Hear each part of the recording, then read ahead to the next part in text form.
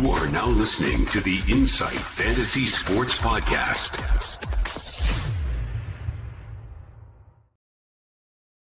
Welcome all and welcome in. We are back. It's the Insight NFL Podcast. Tuesday, the 11th of November. Week 10 is all finished.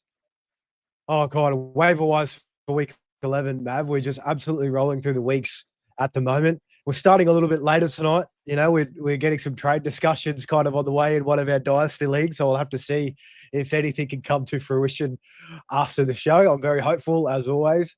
I'd love to get a deal done with you just to say that I got one done. But, Mav, how are you feeling as we close out week 10?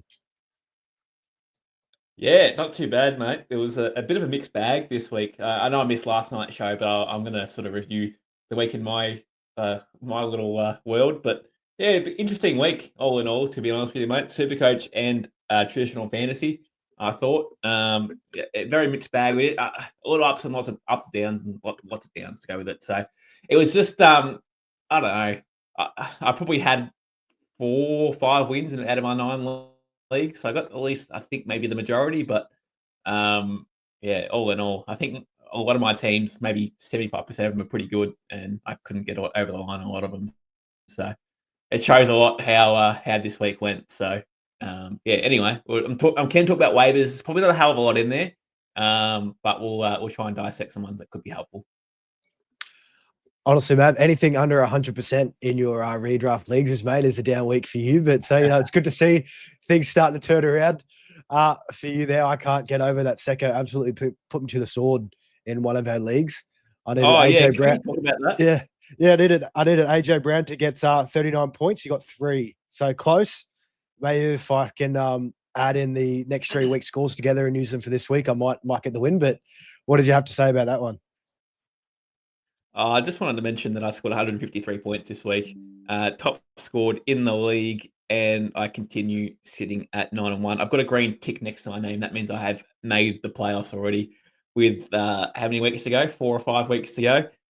So I'm looking pretty up top there, mate. Secko not far behind, and then you're 3 or 4 backs, or 3 back. So yeah, just want to put that out there. Yeah, and looking at it, because the luck when it comes to Mav in these leagues, he's always got to have a bit of luck. 12th in points against in that league. If that isn't kissed, I don't know what is.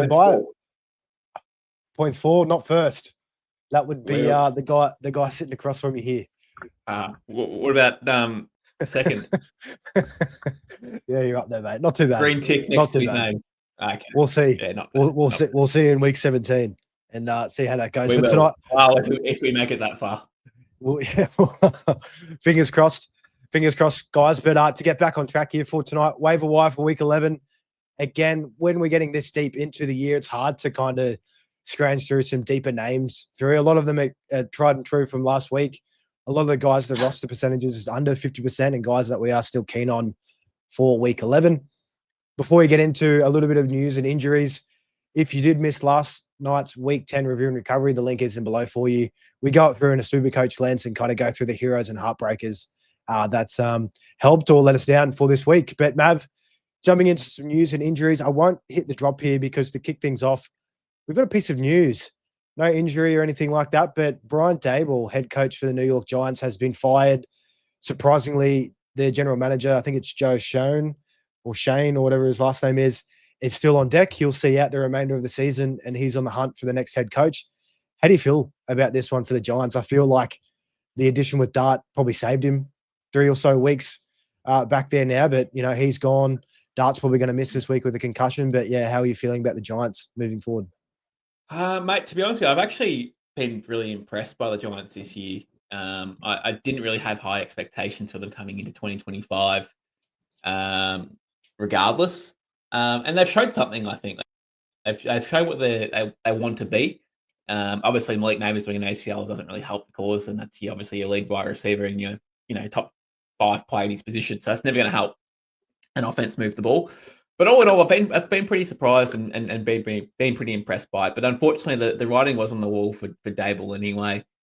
He was always going to go regardless. Yeah, you're right. Maybe Jackson Dart did keep him alive a bit longer than expected. Maybe even Cam Scatterbo as well, if you want to chuck him in there, making it look like it's a a better contest than what it actually is. But yeah, inevitably he was gone. He was gone last year. I'm surprised he actually survived the off season, to be honest with you. And then yeah, obviously getting rid of him now is probably the right time. But yeah, I'm not shocked. Not shocked at all. And a couple of close scores too for the Giants. They're 2-8 on the year. You know, they lost by 1 against the Broncos, which they definitely should not have. Losing only by 4 Bears last week. But, you know, definitely potential there for next year. Like you mentioned, Neighbours back on deck. Scatterbo probably won't be ready for the start, we don't think. But again, he'd still be there early on. He should be fine by. Oh, Yeah, they reckon OTA should be okay. Yeah, they're projecting that.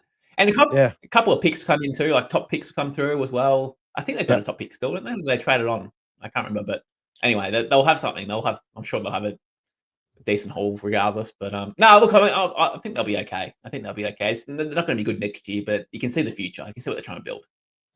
Yeah, all they're going to do is hit on a couple of picks next year, and they'll be off to the races. They've got their quarterback in Dart to go along with a couple of key guys there. But yeah, Brian Table is gone. We'll have to wait and see who they bring in as the interim head coach there. A couple of injuries that we've got lurking. One that we missed on last night, J.K. Dobbins is dealing with a foot sprain. He did play the remainder of the game. I think he kind of finished that out against the Raiders on the Thursday night football game to kick off the week. It's looking like he might miss multiple weeks. They do have a week 12 bye, so it could be week 13 that we see J.K. Dobbins, but that's yet to be confirmed. Ricky Pearsall, there's a chance that he might return to practice this week. Again, with Purdy, Kyle Shanahan just, you know, leaving us in the dust there. It's still a wait and see.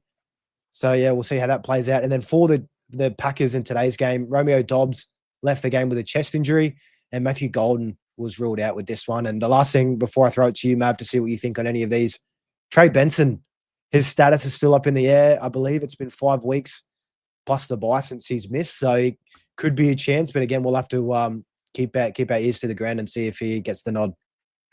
Mate, out of all the news that we just spoken about, I can't believe you've not mentioned the fact that Joe Burrow is aiming for a Thanksgiving return. Week 13, that is, if you don't know what date that is. That is what they're aiming for. Just keep in mind that if they do lose the next couple of games and get eliminated from contention, he probably won't come back. And they might just keep running with Flacco for the remainder of the year. But if they win the next 2 games and the season's back on track and they, you know, have a chance of making the playoffs, and Joe Burrow could definitely be back in week 13. It's real optimism that could happen. Keep in mind though, Brock Purdy's got the same injury, and we have no timetable on Brock Purdy at all. So who knows with turf toe? It's one of those injuries. Unfortunately, there's a lot of unknown with it. So just keep that in mind. But it could be exciting. Yeah, and that was actually surprising with Joe Burrow. Luckily, you're here, Mav, carrying the ship there. But he would be the first quarterback to return in the season after requiring surgery for turf toe in that same year. So he'd be the first out of, I think there was 20-odd quarterbacks that have gone through that so far. Looking at the Bengals, they're 3-6. They've got the Steelers this week, 50-50. They beat them a couple of weeks ago by 2 points. The Pats, very tough game. The Ravens, Bills, Ravens. So again, you know, the next 5 are pretty tough, but then Dolphins, Cardinals, Browns. So they could go 3 out at the back end, but these next few, if they sneak a couple wins out, he could be back in. Never know, man. Never know. These days in the NFL. Again, I can see Blue Ball there in the chat. I mean, the Giants, he's put a comment out. I'm going to chuck it on the screen just so everyone can see. But the Giants have over 90% chance in the final 3 quarters and lost them all. So again, the unknown in the NFL these days is incredible. So, you know, you come into this, who would have thought the Dolphins would have beaten the Bills this week as well? Definitely not me. This is why the NFL is so good, because you just never know who's going to win any given week. No one thought the Pats would be 8-2 after week 10. It's just a lot of unknown in the NFL week to week, and that's the beauty about it.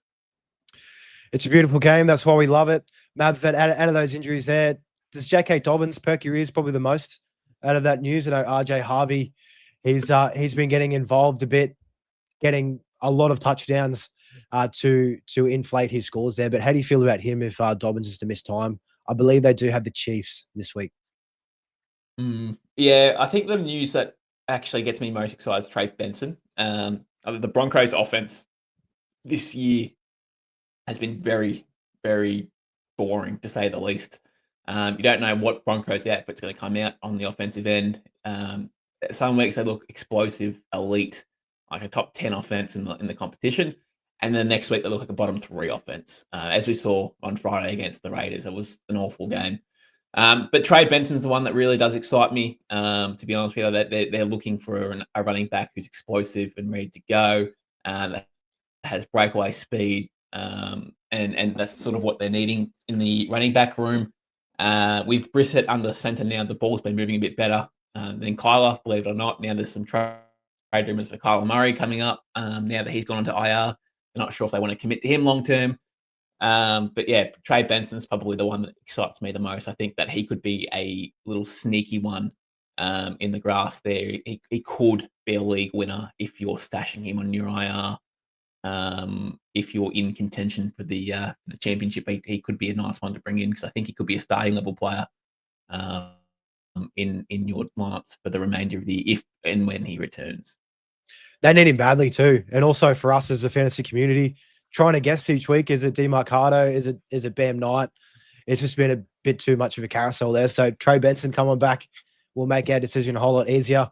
That's really all the injuries. We will have more on Thursday night's show, our last show of the week, once we have a whole heap more updates as we get closer to it. Mav, let's jump into the rewind of the Eagles and Packers game that took place today. Mate, can we skip this one? This was the most boring game of the week, to be honest. And we did have the Broncos and the Raiders, believe it or not. This was a stinky ass game. I think it was it 3-0 at halftime? No, it was 0-0. 0-0 at halftime, and then or was it it was a field goal. I must have missed it, but I thought it was 0-0. Yeah, it was gross. The one thing that stood out to me, Tanner McKee getting the first pass of the game for the Eagles, which caught me off guard, to AJ Brown. It was the first, and then he only had one more catch after that for AJ Brown, which we'll get into. But running through, the Eagles did win this one. It was a battle of the defenses, 2 very elite defenses, and that in Lambeau. Starting off the Eagles, I mean, Jalen Hurts, 183 passing for 1 touchdown, added 27 yards on the ground. Not too bad, again, but for fantasy, I think it was only 12 odd points. So again, you're not thrilled with it by any means. Saquon, 22 for 60, not too efficient there. He did have a long 41-yard catch on the ground. For the receivers for the Eagles, I mean, Dallas Goedert, 4 for 43. Devonta Smith led the room, 4 for 69, and a score. That score being a massive 36-yard bomb, which was a great catch. Just elevated, climbed the ladder over his opponent. And then AJ Brown, most disappointing thing, 2 for 13 on 3 targets. No clue what's going on here. He was dealing with that hamstring before the bye, but he practiced all week. So again, this game, they didn't really need to throw the ball a whole heap and get into a shootout. It was a battle of the defenses. But how do you feel about the Eagles on this side of the ball, Mav? Don't feel great about the Eagles any given week, to be quite honest with you, mate. Obviously, Saquon hasn't looked like Saquon of last year. It was obviously a concern coming to the year with the workload that he had. How can he replicate what he did last year? And it's looking very much like that. I mean, how many good games has he actually had this year? Is more the question. But yeah, Eagles in general, mate. You just never know where you're going to get out of AJ Brown. You have no idea where you're going to get out of Devonta Smith. Obviously really good receivers when they're up and about and looking explosive, but when they're not, it's it's close to a donut. So you just never know. Jalen Hurts has probably been the only consistent player for fantasy in 2025, obviously with his safe rushing floor and obviously rushing touchdowns to go with him, and then obviously you can chuck in some passing touchdowns to go with it too. So I'm not really liking the Eagles at all, really. Dallas Goedert's actually been probably the best player on the offense. I think he's tight end 8 this year, I believe. Yeah, and he's had a couple of down weeks very recently, but for the most part, been fairly consistent. You're going to get out of Dallas Goedert. So disappointing, mate. To be honest, all in all for the Eagles, I'm just any given week, you just never know what you're going to get. I'm hoping in the next few weeks, Detroit and Dallas could be some nice bounce back spots.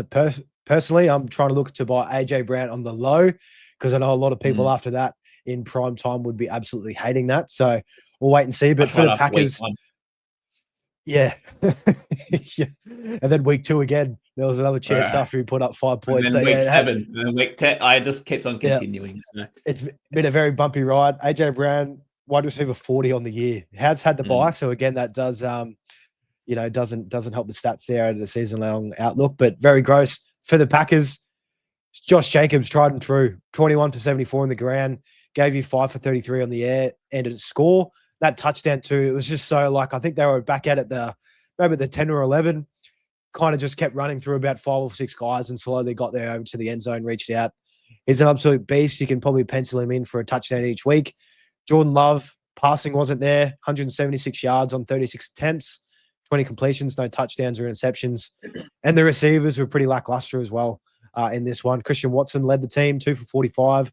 Dontavian Wicks, 4 for 38. Luke Musgrave, 3 for 23, got involved, but also Romeo Dobbs, 1 for 5 because he did leave the game.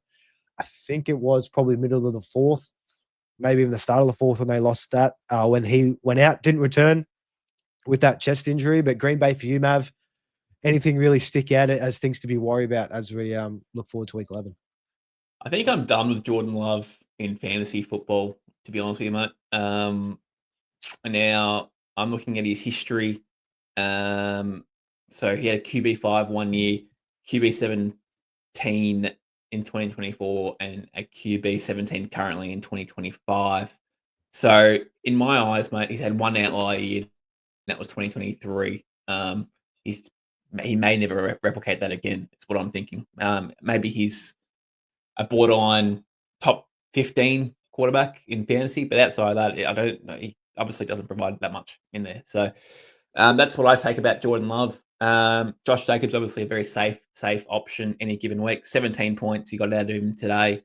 And again, the offense sucked and it was crap, and you still got 17 out of him. So you just know that he's got a very high ceiling and a very low floor. So we love that for Josh Jacobs. And then again, pass catches at the Packers. No surprise, really, to be honest with you, mate. Romeo Dobbs was my sell high last week. If you saw our short video on YouTube, he was a sell high for an obvious reason. So if you sold on him and you got paid, perfect. If you didn't, then you're going, shit, why didn't I do that? So Romeo Dobbs, massive problem. Yep. And so is the offense, to be honest with you. Without Tucker Kraft now as well, there's no true number 1 player or number 2 player, should I say. There's obviously Josh Jacobs, but we don't know who's number 2 any given week. It could be anyone. Yeah, that with losing Tucker Kraft for Jordan Love was a massive hit. He just, the last 2 games without him, 9 points, 6.8 points for fantasy. It's not a good recipe, what he has there in Green Bay. The running game is way better than their passing attack, and their defense is very solid, so they can just, control that game with Josh Jacobs, feeding him the ball a whole heap. And Jordan Love doesn't really need to do too much in spots. He did need to today. I think there was a 4th and 1. Yeah, 4th and 1 call, and Matt LaFleur chose to run it, and the D line for the Eagles just got to him before he could even do anything, and that was the game over. So, not a lot of faith there in Jordan Love. I will say, I'm just going to put it back into one of my leagues here, and you'll like this, you'll enjoy this, right? I lost by less than 2 points. I lost by 1.5 points. Okay, in one league, liking that. One of my dynasty leagues. We play IDPs, right? And all I needed was 3 points, or maybe it was like 3.5 points out of Micah Parsons, right? Now, being a Cowboy, and obviously Micah being an ex-Cowboy, you'd think that he could score more than 3 points. A couple of tackles. What did he actually end up getting?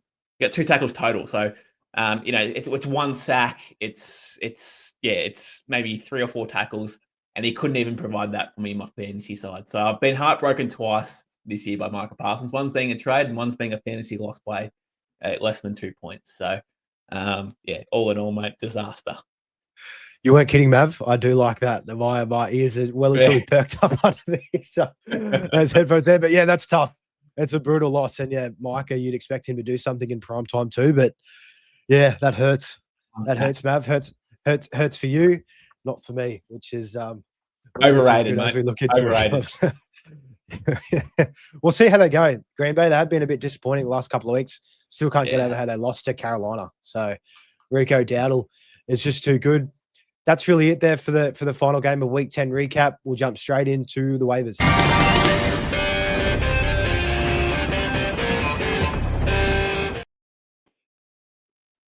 Teams on bye this week, the Colts and the Saints. So I guess I have to say 2 teams are on bye here. But again, the Colts JT owners out there, they might be struggling to find a running back.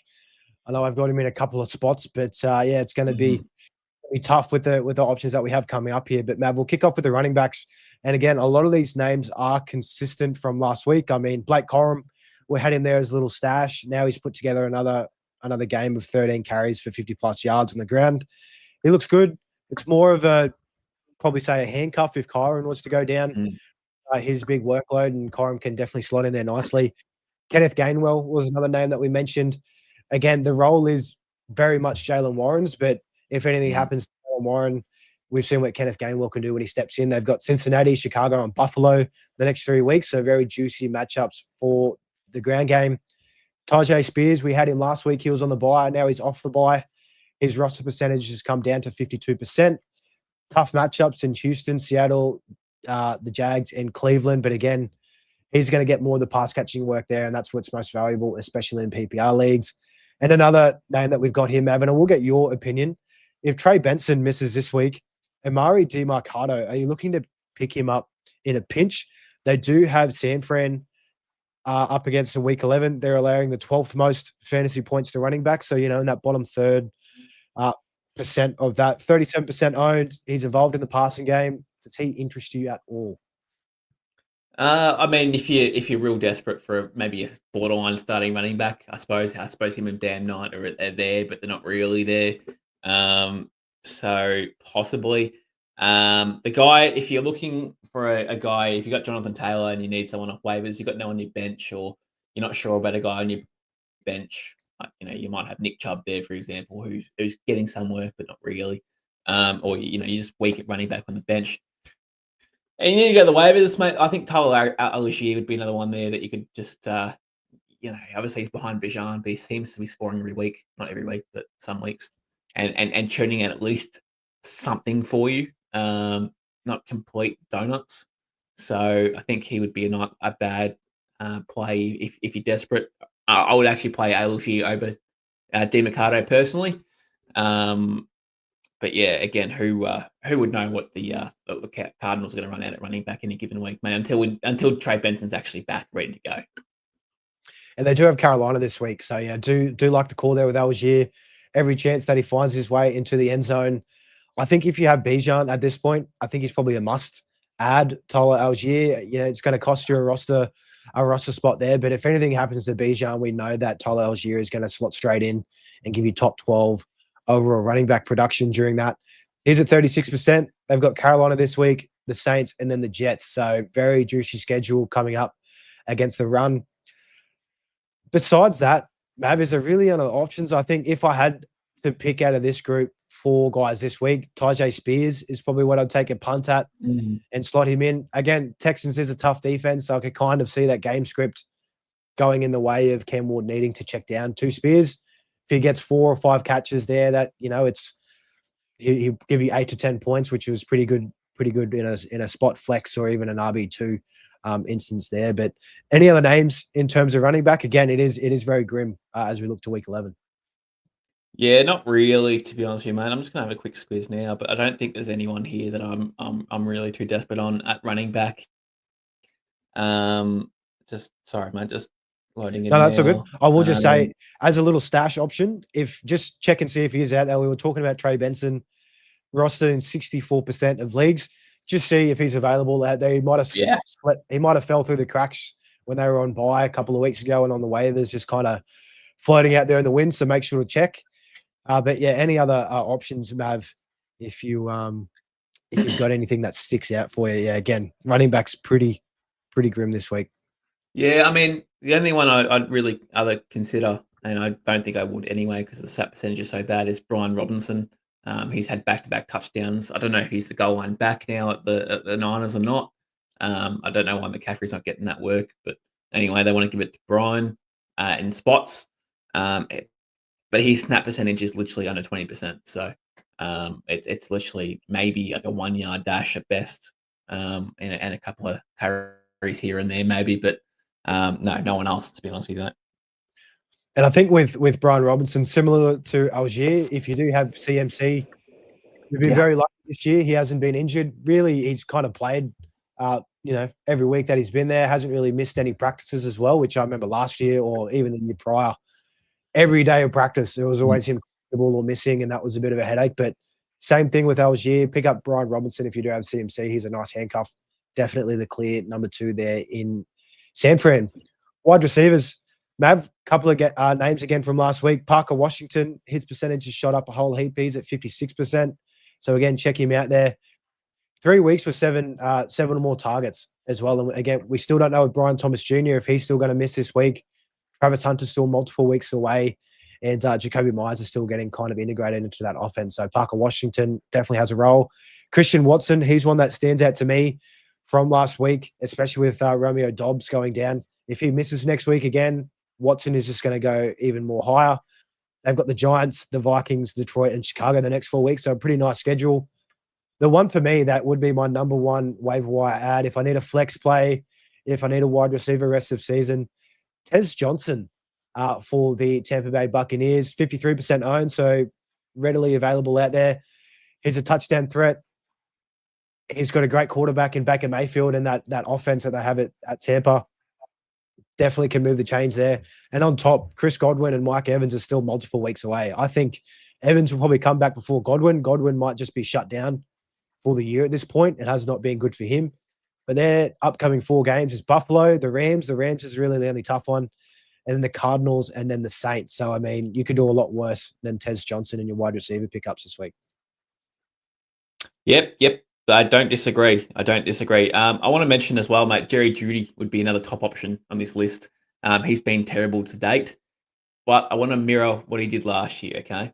Last year, he actually started buying up from the bye onwards. They had a bye in week 10 last year. I think he had the bye last. Yep, 2024, week 10. He went absolutely ballistic after the bye. He was like a top 10 receiver the second half of the year, maybe even a top 5 receiver. He was ballistic. He had a 40 banger in there. PPR, this is 40. He had a high 26s and multiple 20-point games. And again, after the bye, comes out, scores 19.8 on his first game after the bye. So their schedule for the remainder of the year is pretty nice. Baltimore, Vegas, San Fran, Tennessee, Chicago, Buffalo, Pittsburgh. So that's not really anything I'm too worried about for the remainder of the year. And I think he's a must-add if he's available.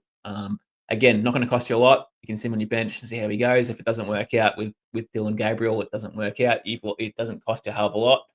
But just trying to mirror what happened last year. If he blows up again in the second half of the year, then you've got one.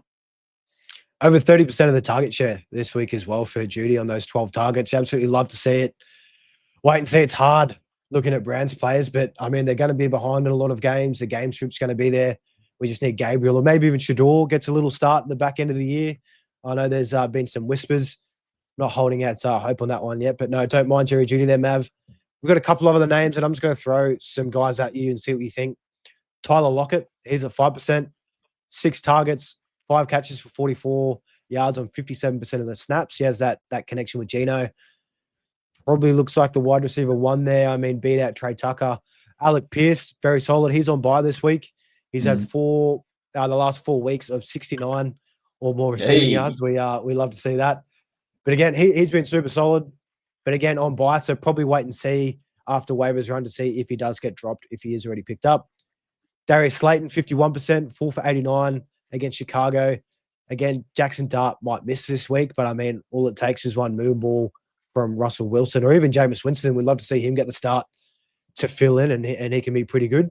And then a couple of rookies, Mav, here that have started to see some increased work. Jaden Higgins for the Texans, he's at 17% rostered, 5 for 42 and a score with Davis Mills under helm. They've got Tennessee, Buffalo, and Indy. So again, some pretty exploitable matchups. Where, him being the wide receiver 2 or 3 on that team, he's not going to be facing the top guys there. And Luther Burden, 14%. He had a season high, 49% of the snaps. Has Minnesota and Pittsburgh. And DJ Moore left the game for a period with a shoulder injury. didn't see any targets. Oh, no, he had 4 targets, pardon me. No catches on 62% of the snaps. So, again, could be time for Burden to come through. But out of that list there, just to absolutely bombard you, any of those guys really stick out that you'd be willing to drop some fab on as we look into the week ahead? Look, not necessarily. I don't think there's a guy that you have to add. I think Jerry Jew's a must add personally if he's available.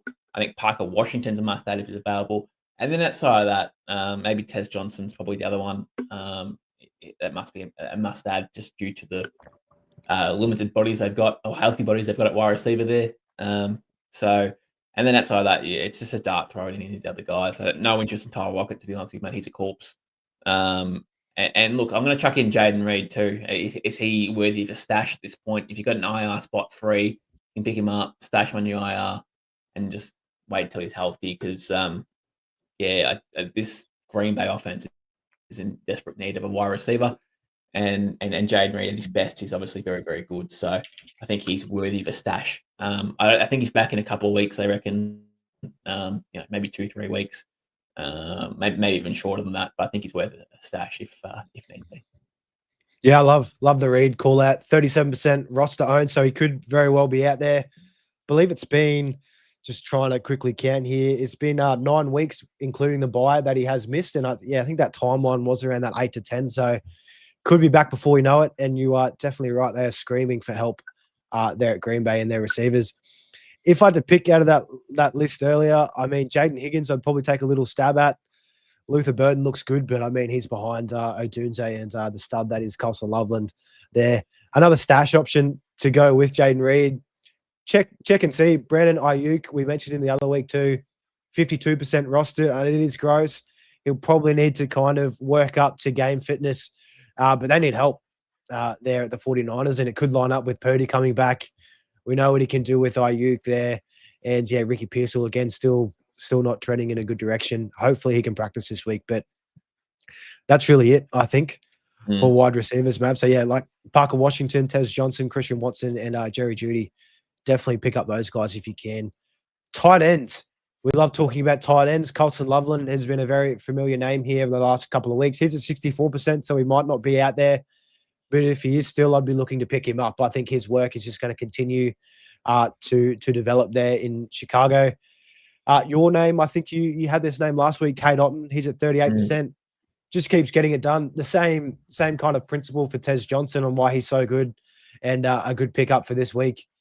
Evans and Godwin, again, still multiple weeks away. But Kate Otten last week, 9 for 82 on 12 targets. He's looking good. But that man, he takes an absolute beating when it comes to these games. But, yeah, how are you feeling about Otten moving forward, and then any other tight end names to pick up this week? Yeah, I'll give you 2. I love Otten, so he has to be rostered. Again, very needy team that needs pass catches. So he's obviously seeing a great deal of targets in a Baker Mayfield offense. So I think that will always continue once Mike Evans is out, Godwin's out. So he has to be rostered at this point in time. I'll mention Dawson Knox is a potential option too. Obviously, Kincaid is out multiple weeks, I reckon, and possibly multiple weeks. So I think he has to be rostered. Again, not a lot of fab needs to be chucked on there, so that's fine. And if we're talking about pass catches and desperate need at Jacksonville, if we're talking about Parker Washington, then we're talking about Brenton Strange as well. You could stash him on your bench, back of your bench, deep in your bench there. He's designated to return of IR in practice this week, so he could make a return in week 11. They're desperate for pass catches, and he was seeing a healthy amount of targets with Hunter and Brian Thomas and all the running backs and stuff like that in the first few weeks of the year. So he's ready to come back, so they say. So if he's available, I think he's worth. If you're tight end needy, I think he's worth a stash as well, just to see how he goes. Love the Strange call. 18% rostered there, and yeah, the final 2 fully starts that he had, 7 targets for 6 catches in both of those. So yeah, we love the usage. How do you feel about Luke Musgrave, Mav? We saw him today. It's a tough matchup up against Philly. They normally dominate tight ends. 3 for 23. You know, he nearly had a nice big grab there on the sideline. I think they got a pass interference penalty for it. So help the team out. But yeah, any interest in him moving forward? He's at 30% rostered. I have got him in one league, but also in that league I was a Tucker Craft owner as well. So that hurt But no, I don't. I think I'll be dropping him to the waiver wire this week. To be honest with you, look, I'll be honest with you, mate. I don't think if Tucker Craft was healthy in that same matchup, I don't think he'd be getting 3 targets in that game. So he's not mirroring what Kraft would have done. So yeah, I mean, his targets are probably hover between 3 and 5 for probably the remainder of the year, I suppose he'll be starting. So I don't expect a lot of fantasy usage through Musgrave if he can't come out from the get go and be involved. They wouldn't have any scouting on him, so they wouldn't know really what to scout. They wouldn't put a double team on him. They wouldn't do anything. So they wouldn't scheme around Luke Musgrave coming into that game. So there's an opportunity there for Musgrave to obviously have a game, but yeah, unfortunately, that he wasn't a part of the game plan. So I don't think that'll continue. Yeah, you'd much rather just take Kate Otten if he's out there, if you had to pick between those two. Last name I will throw at you, Mav. I know tight ends, we hate talking about him. Theo Johnson, he's at 30%.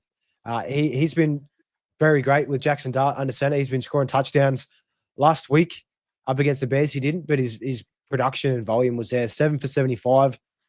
Again, I'm less eager to pick him up if there is no Dart this week, but Dart's probably only going to miss this week, and then it's going to be full steam ahead for Theo Johnson at the back end stretch of the year. So any real interest in him if you are crying out for help? Probably not this week. They got Green Bay, so a good defense with Russell Wilson. We expect starting at quarterback, and I'd tell you what, Russell Wilson looked dog shit when he came out, didn't he? He looked awful. Yep. He has lost all ability to play football. I don't understand why they didn't insert Jameis into the game, to be honest with you. At least he can move the ball and be semi-competent. Yeah, he's reckless, but at least he can move it. So, I mean, look, if Jameis is playing QB this week and they're going with him, then yeah, Theo Johnson would be of interest. But with Russell Wilson, definitely no interest. And with Dart, there is some sort of interest for the remainder of the year because their tight end schedule was pretty damn good after the Green Bay game. Detroit, New England, Washington, Minnesota, and Vegas is their remaining schedule. So it's not too bad when Dart comes back into the team. Not too bad, but again, not if Russ is playing this week. Yeah, I think if they start with Russ, I think they're just trying to play for an earlier pick next year because they've got the least chance to win a game if he's under center compared to Jameis Winston if Dart is out. Quarterbacks. Got a couple of options here for Superflex. Again, one quarterback. There's not too many out there. But Superflex League, Tua, I don't mind. He's at 21%. They've got Washington and then the bye. I mean, Washington, they could definitely move the ball against them. After the bye, the Saints, the Jets, and then Pittsburgh. All weak defenses against the pass. Marcus Mariota, he's at 28%. Very good for this week if you need a spot start. Versus Miami, he had 213 for 2 touchdowns last week against Detroit. Your boy, JJ Wetsock McCarthy, do you have any interest in picking him up in Superflex? He's at 42%. He did give you 48 rushing yards, but the passing was just, I don't even know what. Yeah, that's exactly what you could name it there. But yeah, out of those 3, Mav, and I'll also throw in Joe Flacco coming off the bye. He's at 53%. Another key name. They do have the Steelers this week. But out of those 4, is there one that you're probably leaning more towards? Or we could probably even tie in our quarterback streamers of this week as well. So how do you feel about these guys? It's crazy to say, but probably Tua is probably the guy that I think has been okay ever since he had that negative game or 2-3 weeks ago, whatever it was. I think 3 weeks ago. I think it was horrible, that game. Ever since that, he's been okay. Tua actually scores okay in fantasy, to be honest with you.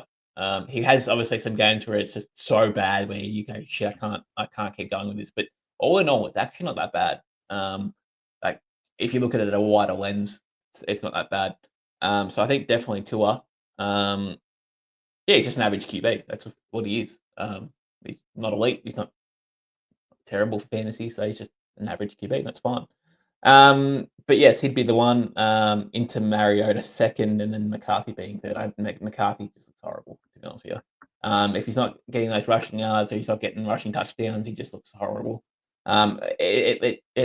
It's hard to imagine him having a game over 200 or 250 passing yards in a game. It just doesn't seem like it's going to be possible. You're better off calling Donald Trump on the phone. You better be better chance of getting through, to be honest. Yeah, I mean, look, if you want to stash someone, obviously Joe Burrow is there. as well. Available in, 44% of leagues, I think it might be, if my maths is correct. It might be 33% of leagues. I can't remember. But yeah, if Joe Burrow's available on your waiver wire, I think he's worth a stash, because they're considering bringing him back in a couple of weeks. Then he could be a difference point for someone's team, if that's super flex or if that is just one QB leagues, either or. I think he's still worth of a stash. And yeah, that's about it. Yeah, Joe Burrow, 66% owned, Mav. So yeah, he is still out there. I know a couple of savvy guys, they picked him up because he is on that team's on the bye this week. So they were able to pick him up today before waivers ran through. So very savvy owners out there. In terms of quarterback streamers, I mean, Joe Flacco against the Steelers, we saw him carve them up, and then turn Rodgers versus the Bengals. Also there, if you're looking for a spot start in a one quarterback league, you could probably also throw in Tua or Mariota, like we mentioned in this Superflex section. Tight end streamers, Mav, for this week. Who really sticks out for you? If you've got to plug and play someone just to really get you through and hope they score big, who's your number one guy for week 11? I love these ones. They're the best. It's who can score a touchdown. It's realistically the play, isn't it? That's what you think of when you come down to this. I mean, look, Dalton Schultz is still at 33% owned. You know, he scored on the weekend with Davis Mills in a PPR or half PPR tight end premium. He scored 18.3. So maybe put that down to about 15 points without the tight end premium. That was the tight end 4 in the week. And he's sitting currently as the tight end 16. So, and he's had his bye. So that might be just a little bit inflated or deflated, should I say.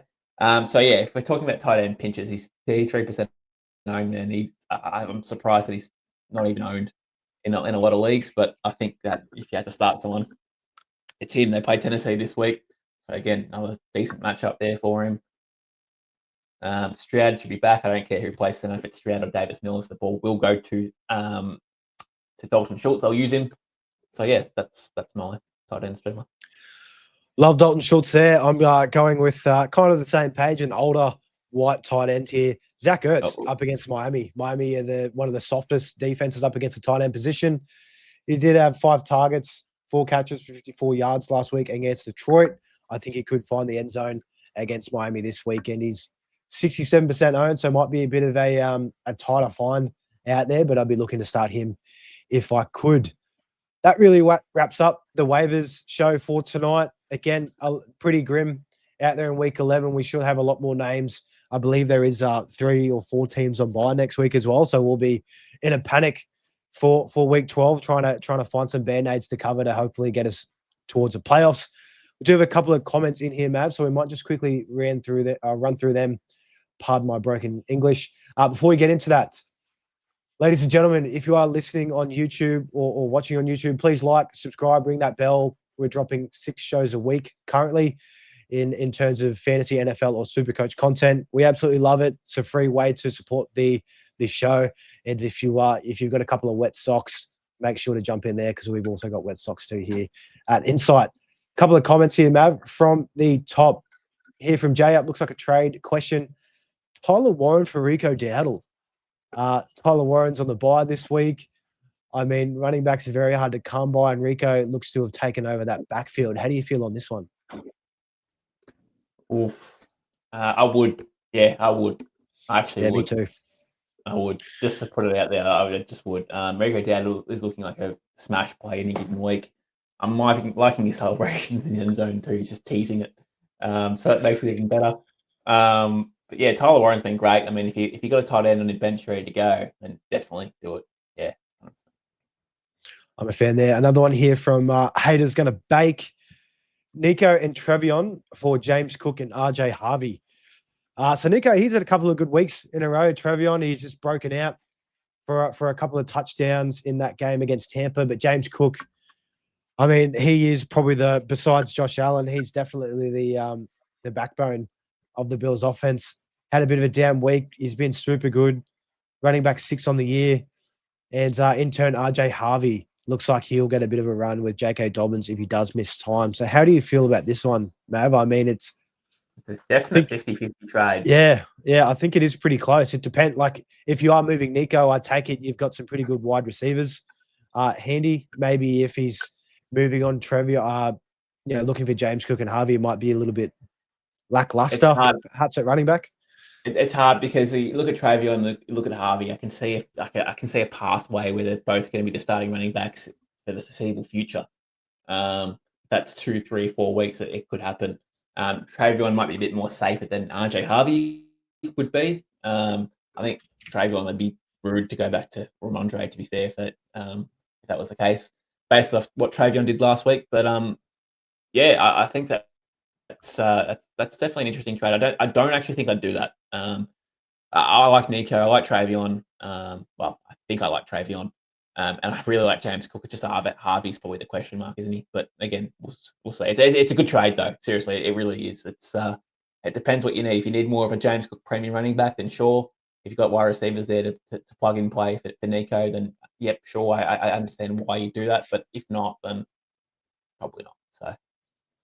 Yeah, I'm with you there. I can kind of see Nico and James Cook in a similar kind of light, but Travion, I think is levels up above RJ Harvey there. So that would be the break for me. Just keep those guys there. From Charles Zamet, Hazen's teams have just dropped. No Loveland name. Do you think he will play? Yeah, not showing on any injury reports. It's still very early on in the week. He should be ready to go. And the last one here from Jay up before we close out. What TE would you pick up from waiver wire if you did that trade? So this was to go in with the Tyler Warren for Rico Dowdle. So he's getting rid of Tyler Warren.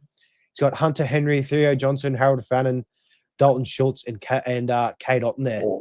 This is Kate Otten for you, Mav. I know you like Dalton Schultz as well. So what's the tiebreaker between those two? Look, if I had to pick, the short term option would be Kate Otten, but if you had to lose out and you had to get Dalton Schultz, then that's okay too. So look, Hunter Henry's fine. He's been okay. Most weeks. Fannon's been good too. Like you've got options there at tight ends. So that's a good problem to have. Yeah, I think I'll just go up, take the best offense in Kate Otten and the Bucks, and you should be all good to go. But guys, thanks heaps for all those comments and questions. If you have anything more to add, please just drop it on the YouTube comment section below after this stream is done, and we'll be able to get through them before the week ahead comes to fruition. That's us here from the Insight NFL podcast. We'll be back tomorrow night with a monster trade talk show in terms of Supercoach. Cheers, guys.